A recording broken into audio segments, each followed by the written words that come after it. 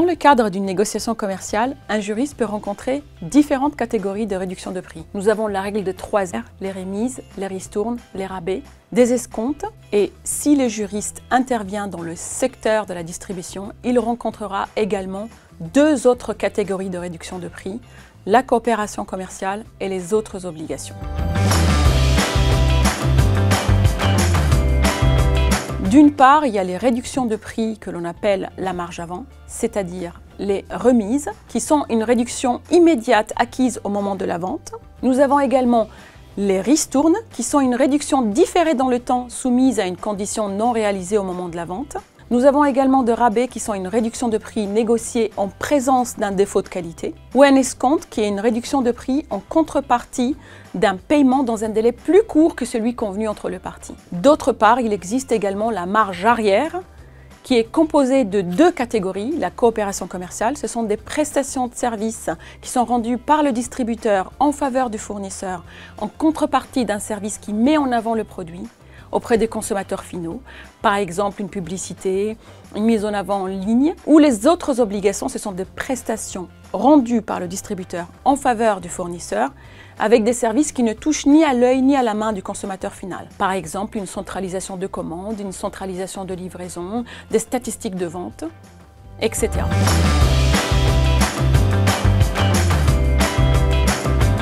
Les remises figurent sur la facture du fournisseur et impactent directement le prix, donc c'est à la ligne du produit. Les ristournes sont facturées sous forme d'avoir par le fournisseur car elles impactent le prix quand les conditions d'application sont remplies, par exemple lorsque j'ai réalisé un certain chiffre d'affaires ou un certain volume de vente. Les services de coopération commerciale figurent sur la facture des distributeurs, il s'agit d'une obligation.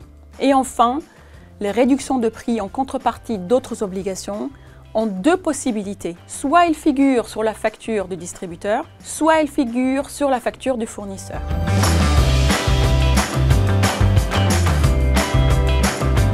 Oui, elles peuvent être constitutives d'une pratique restrictive de concurrence dans 3 cas. Lorsqu'elles sont rétroactives, lorsqu'elles sont disproportionnées, lorsqu'elles sont sans contrepartie en faveur du fournisseur.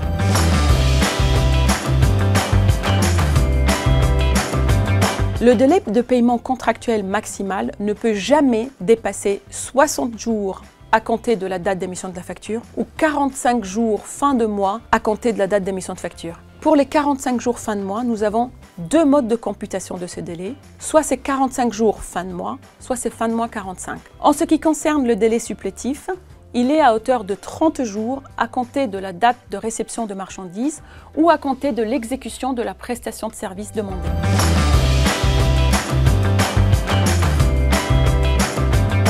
Deux sanctions possibles, une sanction administrative de 2 millions d'euros. Cette sanction peut être portée à 4 millions d'euros dans l'hypothèse d'une récidive, mais aussi une publication sur le site de la DGCCRF, dans la presse, et aussi une publication sur le site de l'entreprise. C'est ce qu'on appelle le name and shame.